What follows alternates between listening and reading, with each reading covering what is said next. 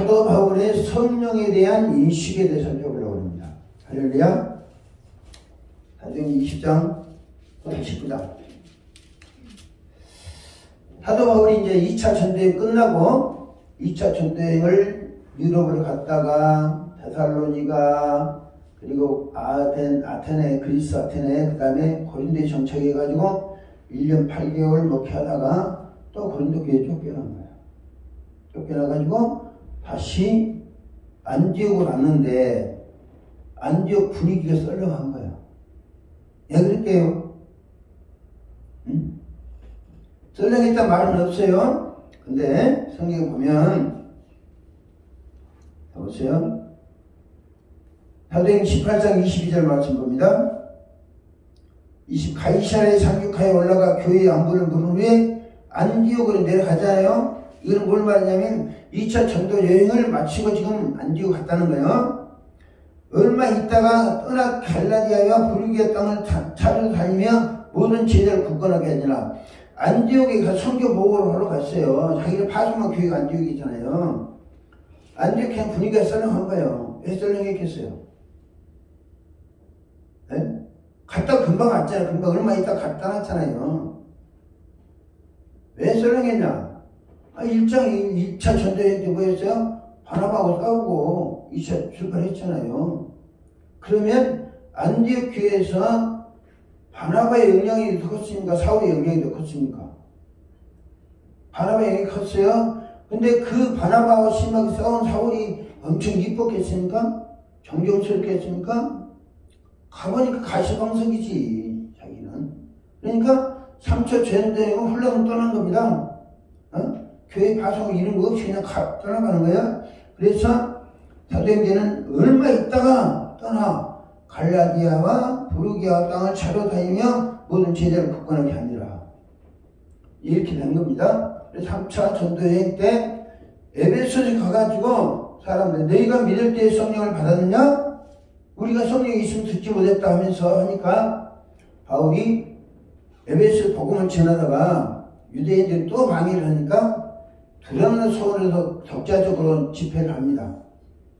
독자적 집회할 때 성령의 능력이 나타났어요. 9장 11절에 보면 10절 두 해 동안 이같이 하니 아시아에 사는 자는 유대인 헬레 다 주의 말씀 듣더라. 하나님이 바울의 손으로 놀라운 능력을 행하게 하시니 심지어 사람들이 바울의 몸에서 손수건이나 앞치마를 가져다가 병든 사람이 얹으면 그 병이 떠나고 악기도 나가더라. 성령의 역사가 나타났습니다. 두란노선에서. 그러니까 바울은 뭐를 하냐면 로마에 가려고 계획을 세웁니다. 21절 말씀에 이 일이 있은 후에 바울이 마게도냐와 아가야를 거쳐 예루살렘에 가기로 작정하여 이르되 내가 거기 갔다가 후에 로마도 보아야 하리라 하고. 그러니까 두란노선에서 역사가 나타나니까 무슨 이해 잘 하셔야 됩니다. 역사가 나타나니까 이 두란노 조그만 도시에서 하는 것보다 로마로 가자. 그럼 로마로 갈 세우자. 로마로 가는데 예루살렘을 경유해서 로마로 가려고 하는 거예요. 예루살렘 왜 예루살렘 가려고 하냐면 오순절을 지키려고 예루살렘 가려는 거야. 그러면 여러분 이때가 사도 바울이 3차 전도 여행을 마칠 때니까 몇 년 되면 53년 4년쯤 됐을 무렵입니다. 그러면 이미 오순절은 완성이 됐지 안 됐어요? 네? 구약 성경에 오순절은 성령이 임하는 게 있잖아요. 유대인들이 명절 중에 6월절 있죠? 6월절은 핏부림의 제도고 핏부림의 주 6월절 제도는 누가 완성했어요? 예수님이 완성하셨습니다. 그리고 오순절이 있어요. 오순절 그래서 77절, 초실절, 초막절이라고 그래요. 이거는 성령이 오시면 완성되는 거예요. 할렐루야. 근데 사도 바울은 사도관 이후로도 오순절을 지키려고 예루살렘을 가려는 거예요. 그러면 사도 바울이 오순절에 대한 신앙이 제대로 바뀌었다는 안 바뀌었다는 거예요. 응? 자 보세요. 21절에 이 후에 바울이 마게도냐와 아가야 예루살렘에 가기로 작정하여 이르되 내가 거기 갔다가 후에 노마도 봐야 해. 노마를 가기 위해서 예루살렘에 가서 유월절 지키고 애주 지키고 노마로 가려고 작정을 한 거예요. 할렐루야. 네? 오순절을 지키고 예루살렘에 가야 되잖아요. 오순절이 끝난 지는 여러분 6월절 끝난 지가 오래됐습니다. 그리고 오순절은 성령 임하심이 완성되는 거예요. 그러면 그 이후로는 성령 시대가 되는 거예요. 지금 이해가십니까? 이 시대적 파악을 잘해야 하세요. 근데 사도 바울은 지금 오순절이 완성된 지 30년이 넘어 20몇 년이 돼가는데 지금 예루살렘을 가려는 거예요. 그러니까 뭐라고 그래요? 성령께서 뭐라고 그래요? 성령께서 사도행전 봅니다. 20장. 사도 바울이 노마로 갈 계획 세움까지 이해가시죠? 20장에 22절 말씀 봅니다. 22절. 됐어요? 사도행전 20장 22절. 보라 이제 나는 성령에 매여 예루살렘을 가는데 거기서 무슨 일을 당하는지 알지 못하노라. 여기 보면 보라 내가 이제 나는 성령에 매였다고 그러는데 이건 완전히 성경을 조작해버린 겁니다. 배역성경에 보면 심령에 매여 있습니다. 심령과 성령이 똑같습니까? 예수도 성령이 찾아봐요. 맞나. 사람의 마음에 매여서 매였는데 그것을 성령이 매였다고 하면 이 성경을 완전히 왜곡하는 거. 왜 그러냐면 왜 이런 성경이 나오냐면 바울 사상을 추종하는 사람이 성경을 만들기 때문에 이런 일이 발생하는 거예요. 잘했어요? 그래서 여러분들 현재 개혁개정 성경 읽을 때는 옛날 성경과 항상 대비하면서 참고해 보시기 바랍니다. 내가 말씀드린 놔두시고요. 강도사님 놔두시고 내려서 21장 봅니다. 아까 몇 절 차이였죠? 22절 봤죠? 23절 오직 성령이 각 성에서 내게 증언하여 결박과 환난의 날을 기다린다 하시나. 성령께서는 다 보세요. 성령께서는 각 성에서 결박과 환난이 바울을 기다린다는 거예요. 왜냐면 성령이 경고하시죠? 네, 24절 말씀에 내가 달려갈 길과 주 예수께 받은 사명 곧 하나님 은혜의 복음을 증언하는 일을 마치려면 나의 생명조차 조금 더 귀한 것을 여기지 않느니라. 다음, 성령께서 각 성에서 환난과 결박이 기다린다고 있었어요. 그러면 성령이 이거 경고잖아요. 너 그렇게 계속 가다가 결박한다는 것도 구속된다는 거예요. 그리고 환난 당한다? 이거 경고잖아요. 그러면 경고에 따라야 되겠어요? 아니 그 무시하고 뭐예요? 24절에 내가 달려갈 길과 주 예수께 받은 사명 곧 하나님 은혜의 복음을 증언하는 일에는 마치려는 나의 생명을 조금 더 귀한 것으로 여기지 않느라. 이렇게 막 자기 비자금 각오와 결심을 나타내야 되겠어요. 이게 지금 사도 바울이 한 거라니까. 근데 우리나라 목사들은요 24절 결박과 환난이 기다린다는 성령의 경고에 대해서는 말하지 않습니다. 그리고 대신 뭐예요? 바울이 내가 달려갈 길을 가겠다. 지금 바울은 어디를 달려가겠다는 거예요? 네? 예루살렘 향해서 노마를 가는 것이 달려가고자 하는 것이 소망이에요. 근데 뭐예요? 예수님께서는 성령께서는 예루살렘에 올라가지 마라 라고 말씀하시더라고요.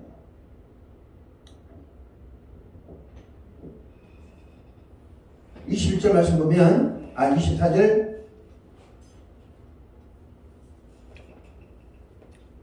저기 봅시다.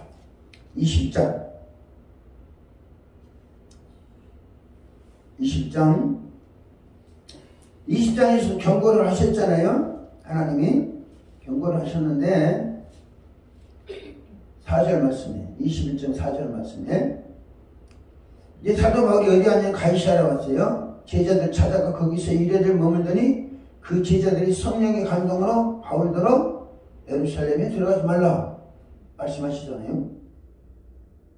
그래 안 그래요? 아멘. 예루살렘 들어가지 말라고 하잖아요. 바울은 예루살렘 경유해서 로마로 가려고 작정하고 또 성령께서 각 성에 살라는 기다리니까 가지 말아라. 그리고 가이사랴에 오니까 뭐예요? 성령의 감동을 받은 사람들이 바울더러 예루살렘에 올라가지 말라라고 예언을 했어요.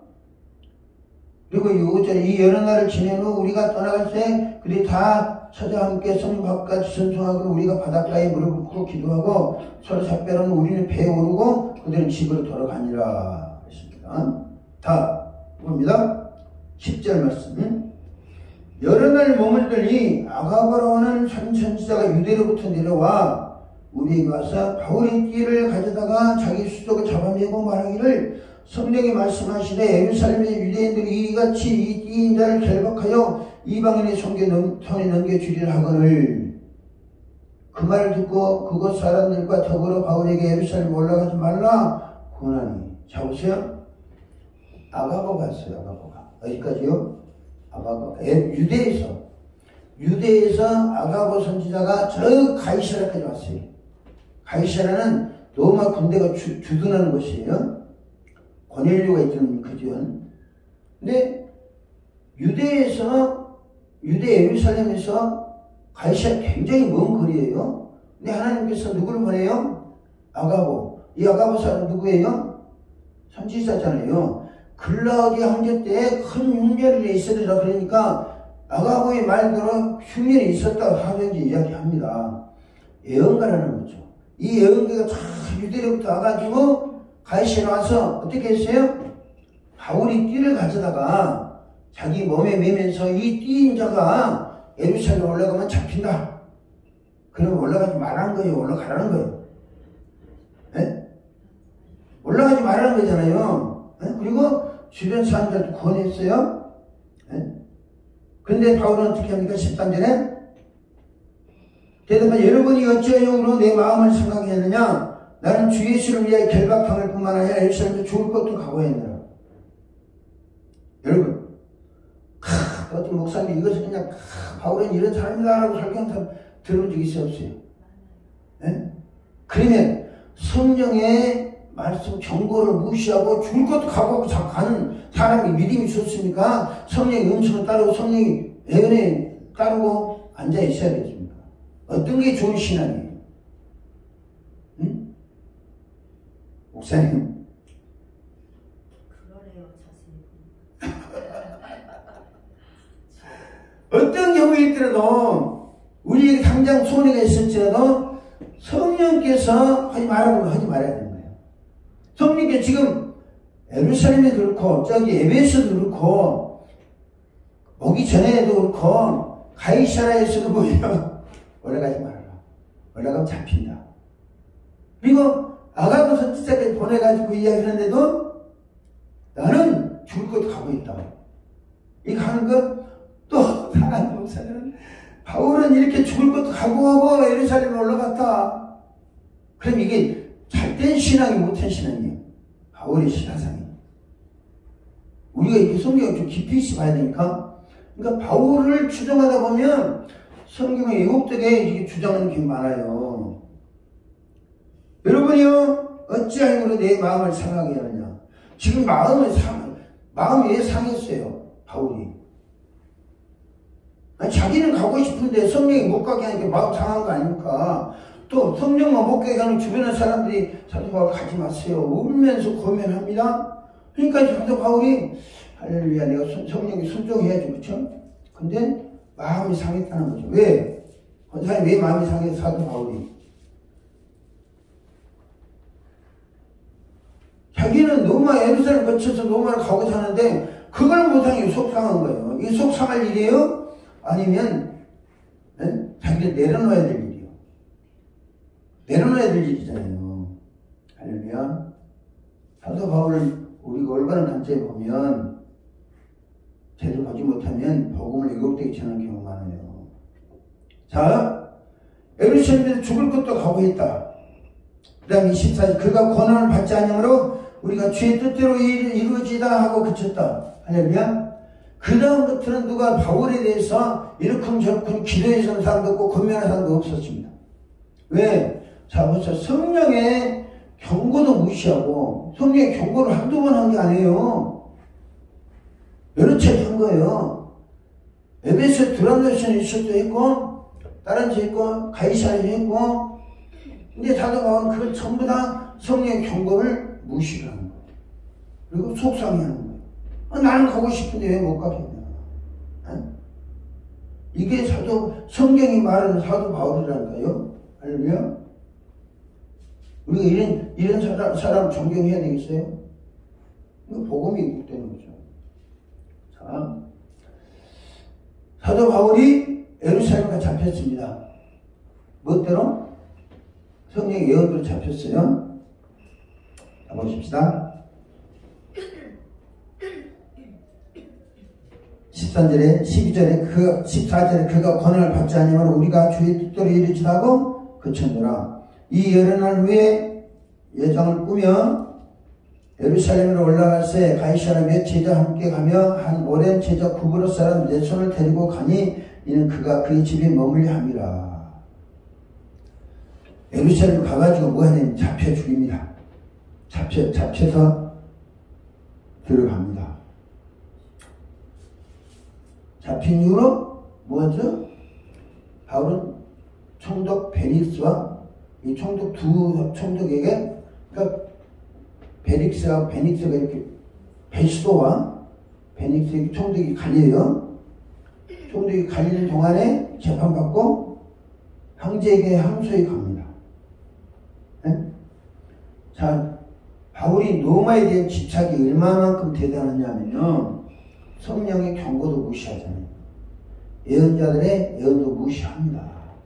이거 재판해보니까 죽일 만한 죄가 없는 거예요. 죄가 없으니까 풀어놓겠다. 총독들이 그런 거예요. 풀어놓겠다는데 바울은 또 넘어가려고 항소를 한 거야. 항소를 해요. 항소를 해가지고 넘어가 끌려가는 거예요. 끌려가다가 유라굴로 강풍을 만나잖아요. 강풍을 만나가지고 하는 소리 막 아니에요. 사람들한테. 내 말대로 수락하지 않았으면 풍랑 안 만났을 텐데 너희들이 내 말 안 들어서 지금 풍랑 만났다고 이런 거예요. 그래 안 그래요? 예? 성경 내가 찾을 필요도 없이. 그러면 잡으십시오. 그 풍랑이 누구 때문에 생긴 거예요? 그 풍랑이. 선주와 이렇게 뱃사람 때문에 생긴 거예요? 사도 바울 때문에 생긴 거예요? 예? 자, 똑같은 사례가 요나서를 보면 요나 사건이 나옵니다.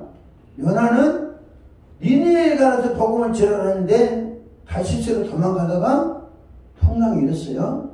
사람들이 제비 부모가 저 뱀이 창에 잠자가 있는 요나를 딱 걸린 거예요. 이 요나를 뭐라고 그래요?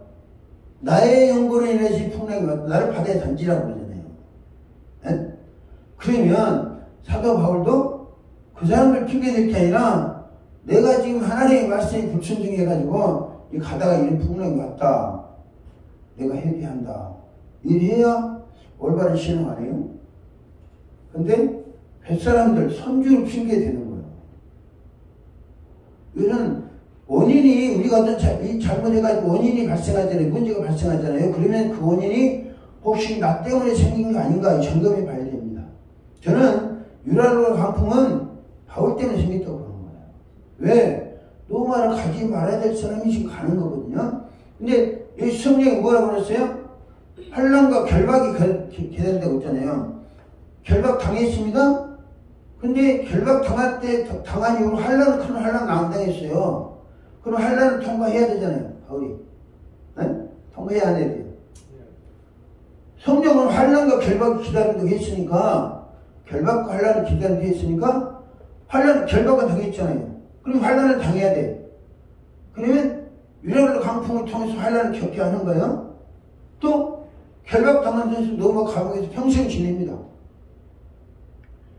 이것을 우리가 하나님께서 성경을 통해서 뭐냐면 사도 바울의 정체를 그대로 보여주는 거예요.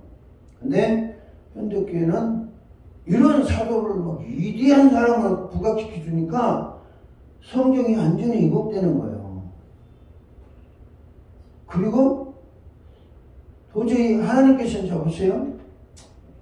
사도행전 보면 전반부에 보면 사도들이 감옥에 갔을 때 하나님 천사를 통해 꺼내 주십니다.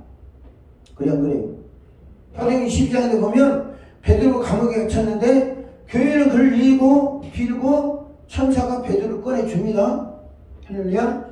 근데 사도 바울은 예루살렘에 잡힌 이후로 한 8년 내지 10년을 감옥에 사는 거예요. 그럼 하나님 왜 안 꺼내 주셨을까? 왕도사님, 하나님 왜 바울을 안 꺼내 줬을까? 네? 바울은 감옥에 살아야 딱 좋은 인물이고 밖에 활동하면 안 되는 인물이에요. 네? 근데 또 그가 전한 편지 이게 또 골치 아픈 사건이 발생합니다. 근데 현대 교회들은 그런 바울을 막 위대한 사도로 부각시켜가지고 신적 존재를 숭배합니다. 이것이 현대 교회의 모습이에요. 성경을 완전히 왜곡시켜버리고요. 그래서 내가 제 1권을 수 있잖아요. 2권은 성경은 사도 바울을 어떻게 이야기했나 이건 해석해서 책을 써놨어요. 왜 이 말씀 드리냐면 이거 성령 사역을 하려면 할렐루야 성령 기무식 아닙니까? 우리 기도했으니까 성령 사역 그리고 은혜를 구하잖아요. 원사님 우리 강조행동 성령 사역이 오면 바로 같은 성령 사상을 가지면 안 돼요. 성령은 아무리 마태복음 15장 보면 가나안 여인이 걔들도 주인의 성인에 떨어지는 부수리를 먹는다 그러잖아요. 성령이 아무리 적은 은사를 주셨을지 은혜를 주셨을지라도 감사를 하는 거예요. 깊은 은혜를 주시면 더 감사해야 되죠.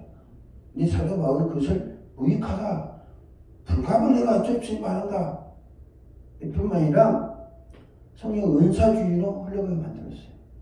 그를 타락시키고 뿐만 아니라 자기는 성령께 경고하시는 성령을 정면으로 거부하고 성령께 지금 바울에게 예수를 증거하고 마음에 맡겼으니까 예루살렘 올라가지 말라는 말씀은 노마로 가지 못하게 하게 한 거잖아요.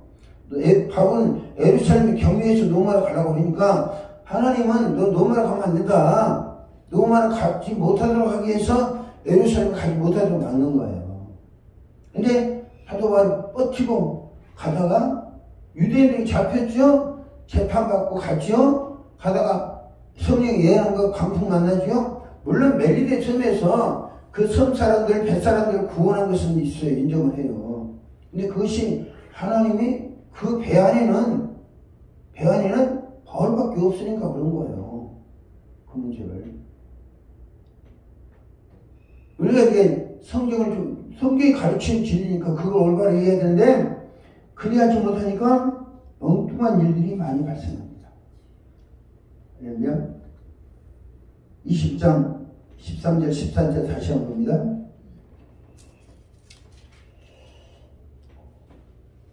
11절 우리에게 와서 바울의 띠를 가져다가 자기 수족을 전해내고 말하기를 성령의 말씀에 예루살렘에서 유대인들이 이같이 이 띠인 자를 결박한 이방을 숨긴 너희 주리라. 자 보세요. 성령이 예언하시잖아요. 누굴 통해서요? 아가보 선지자를 통해서. 이 예언이 이루어져야 됩니까? 안 이루어져야 됩니까?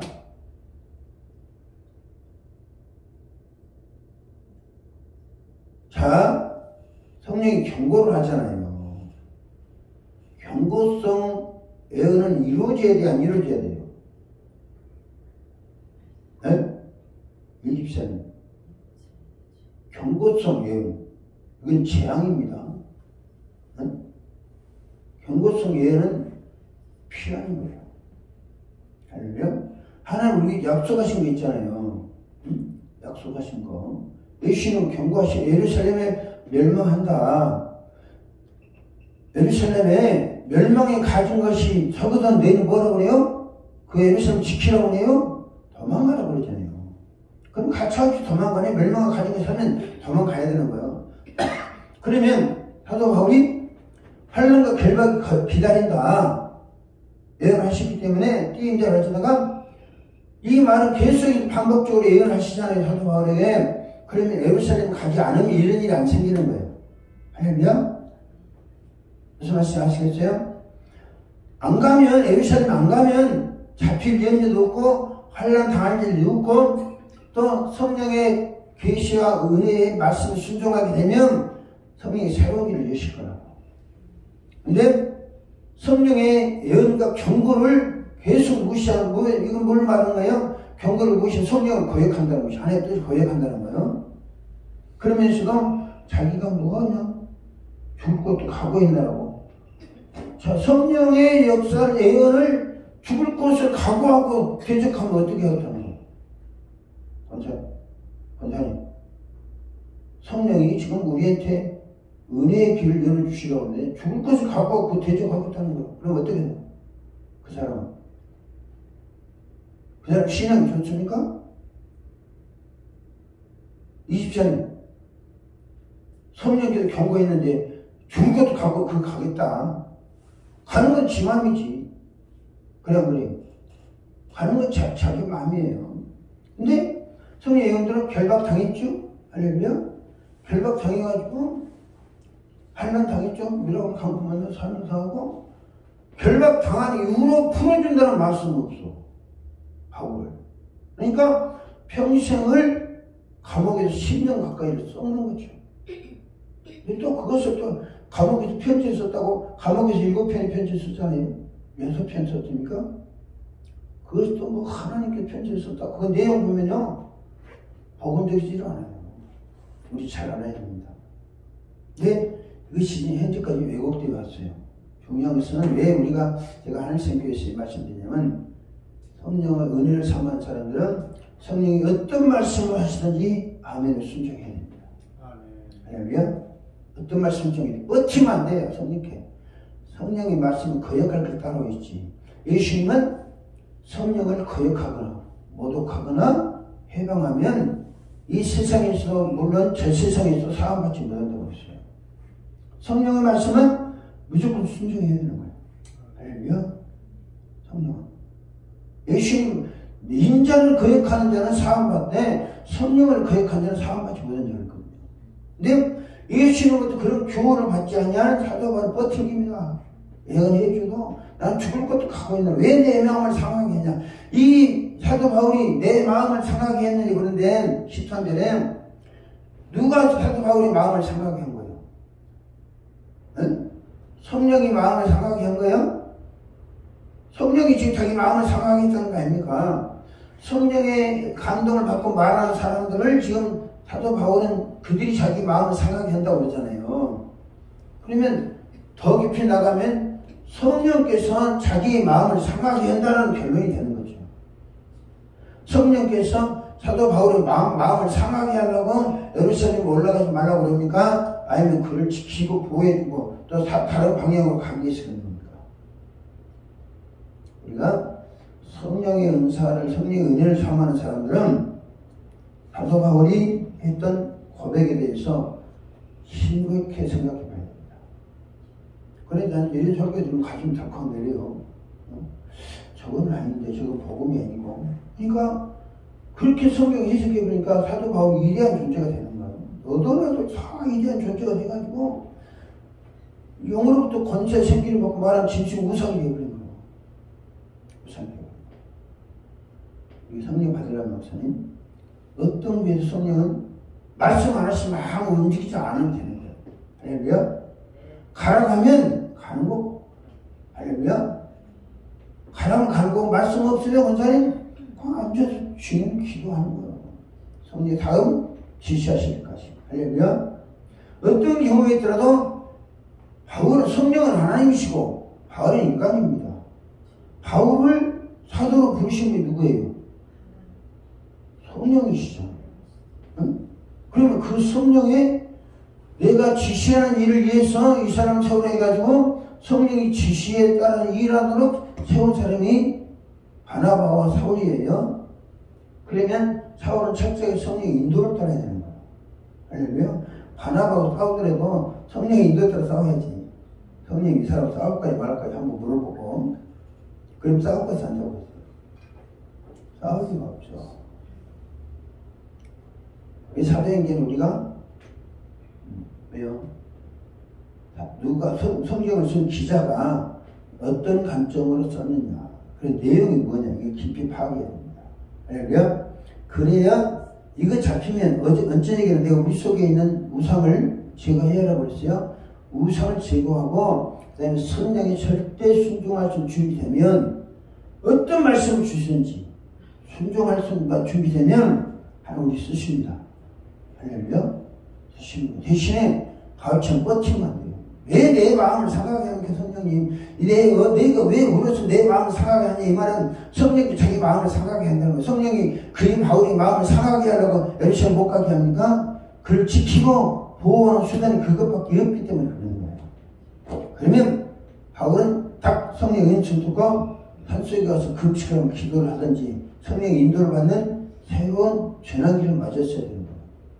근데 2차 전도여행, 3차 전도여행까지 성령께서 2차 전도여행은 사도행 16장에 아시아에서 말씀을 전하지 못하도록 예수 여행 허락지 아니하셨다고 그러잖아요. 응? 그 다음에 사도행 21장에서는 예루살렘 올라가지 말라 라고 수없이 경고를 해요. 그래도 사도 바로 버티고 예루살렘 올라갔다가 그 인생을 망치는 거예요. 저는 내 책에 소리 났습니다. 왜? 하나님께 다른 사람들 다 감옥에서 꺼내주거나 감옥에서 높여줬잖아요. 사도 바울도 로마 빌립보 감옥에 있을 때 바울과 실라가 참여하니까 감옥에 푹 열어주셨잖아요. 근데 그 뒤로는 왜 안 열어주시느냐? 사도행전 16장에서 빌립보에서 감옥에서 참송한테 했는데 그 뒤로는 왜 안 열어주십니까? 결박과 환난이 당한다는 성령 예언을 계속 경고를 무시했기 때문에 성령 예언을 경고를 무시하는데 해줄 이가 막무하죠. 그래 평생을 노마 감옥에 사는 거예요. 어떤 신학자는 노마에 풀렸다가 또 감옥에 풀렸다는 증거가 없어요. 왜 그러냐면 바울이 노마에 갈 때는 이 예루살렘에서 총독들이 풀어준다고 그랬거든요. 왜 풀어준다고 하면 죽일 만한 죄가 없기 때문에 그러는 거예요. 그러면 죽일 만한 죄가 있어야 항소하면 황제에게 보낸 거예요. 왜? 총독들은 죽일 권한이 없기 때문에. 유대인도 마찬가지로 총독은 죽일 권한이 없어요. 통제 권한만 있지. 그래 빌라도도 큰 실수를 한 거죠. 예수를 죽였으니까. 근데 죽일 죄가 예수는 그래 빌라도가 유대인이 왕이라는 제목으로 죽였잖아요. 근데 바울에게는 죽일 만한 죄가 없는 거예요. 풀어주겠다. 근데 또 거기서 바울이 항소회가 노마로 갑니다. 자, 노마로 제수의 신분을 갖잖아요. 제수의 신분을 갖추면 황제의 재판을 받아야 풀리는 거예요. 특사라 풀리든지. 근데 성경에 보면 바울이 황제의 재판을 받은 증거도 없고, 그리고 특사라 풀리는 증거도 없습니다. 그러니까 황제가 이 사람 뭐 대단한 사람도 아니고 계속 밀어오는지 간치 만두고. 근데 이 사도 바울이 노마로 압송될 때가 유대인이 잡힐 때 58년도고 그 다음에 노마로 압송될 때가 2년 후인 60년도에 압송돼 갔어요. 근데 노마 황제 그때 누구냐? 54년 네로 황제가 노마 황제가 돼. 네로가 노마 황제가 됩니다. 이 사람 어떤 사람이요? 악랄하게 그지없는 사람이요. 59년에 자기 어머니를 암살한 사람이야. 그러니까 바울이 로마에 갔을 때는 완전히 이렇게 네로는 또라이가 돼버린 거예요. 미친각이 된 거죠. 그러면 뭐 재판에 신경 쓰겠어요? 시끄러워 이 사람 되고 신경 안 쓰면 어떻게 하는 거예요? 바울은 계속 감옥에 사는 것이죠. 상황이 그렇게 된 거예요. 그러니까 로마 정치 상황도 보고 항소를 했어야 되는데 바울은 어찌 노마에 가보자는 그 노마에 가가지고 신령한 연사다가 슉슉 하고 싶은 욕심에 성령 그것을 말하고 뭐 안 보내는데 또 성령의 뜻을 거역하고 가다가 평생을 감옥에 사는 거예요. 나는 하나님께서 바울을 로마 감옥에서 놔두신 것은 넌 더 이상 활동하면 안 된다. 활동하면 안 된다. 그런 책이 나왔다고. 성경 보세요. 전체 다 어떤 사람은 믿음의 사람은 감옥에다 풀려났습니다. 뭐 다니엘은 사자구석에 들어가도 나오잖아요. 초대교회 사도들도 필요에 따라서 천사들이 다 알아서 빼내주고, 그럼 바울은 내 10년 가까운 세월이 안 빼줄까요? 하나님이 너 그것을 써거라. 너 나와서 활동하면 안 된다. 그것이 뭐예요? 활동하면 안 된다는 게 사도행전 9장 30절 31절이에요. 9장 30절 말씀 봅니다.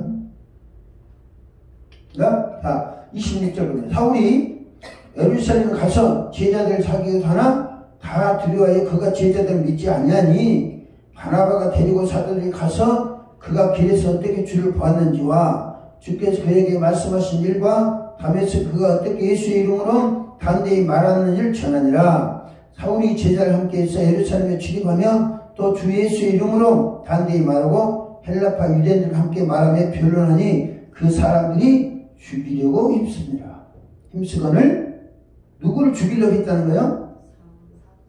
사울을 아직 사도가 안 됐으니까 사울을 누가 죽이라는 거예요? 유대인들이 죽이라는 거예요.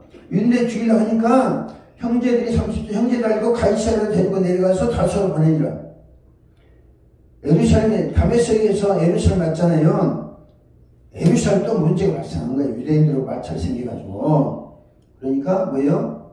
유대인이 죽이려고 하니까 유대인들이 단순히 죽이려고 하는 게 아니라 31절 말씀 봅니다.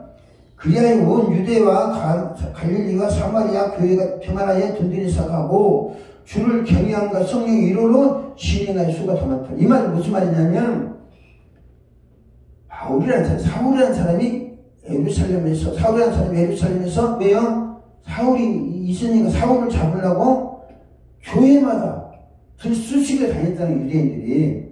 교회가 편안하겠어요? 편안할 리가 없죠. 왜냐하면 사울 한 사람 다니는 모든 교회를 들쑤시게 다니까 그 사람들이.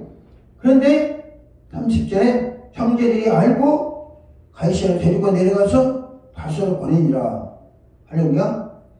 그리고 31절에 그리하여라는 말은 무슨 말이에요? 사울을 보내니까 라는 말이에요.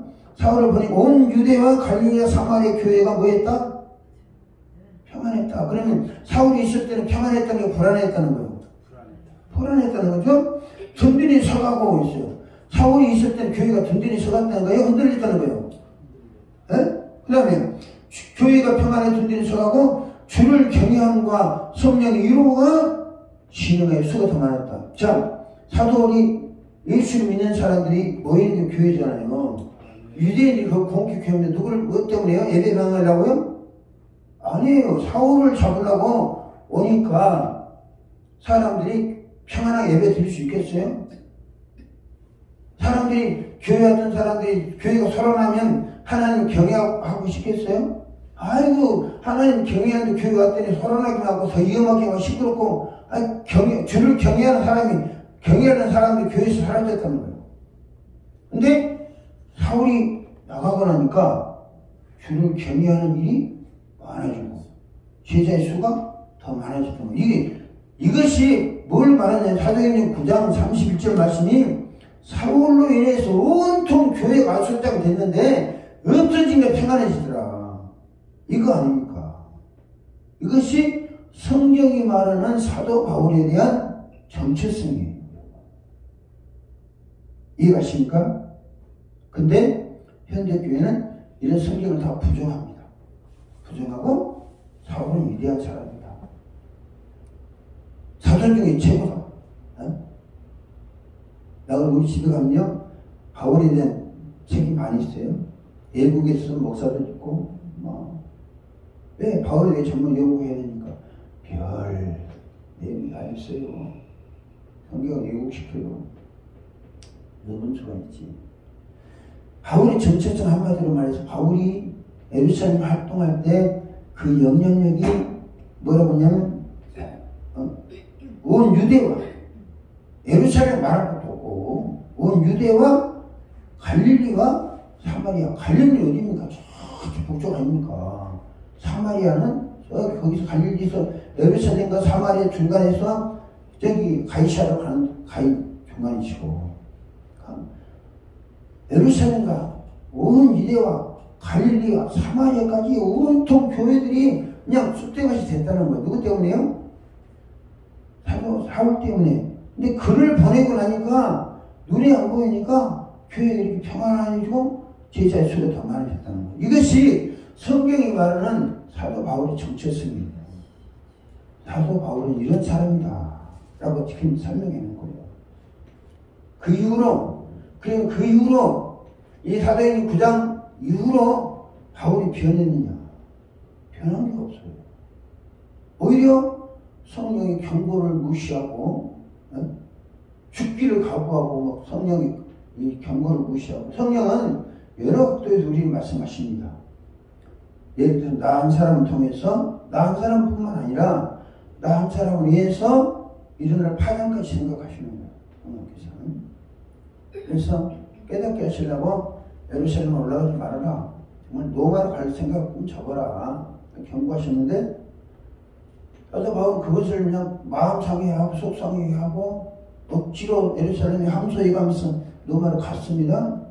노마로 가가지고 자기 목적을 달성했느냐? 목적 달성할 이유가 없죠. 성령이 허락하시지 않는데. 이것이 사도 바울의 정체성입니다. 왜냐면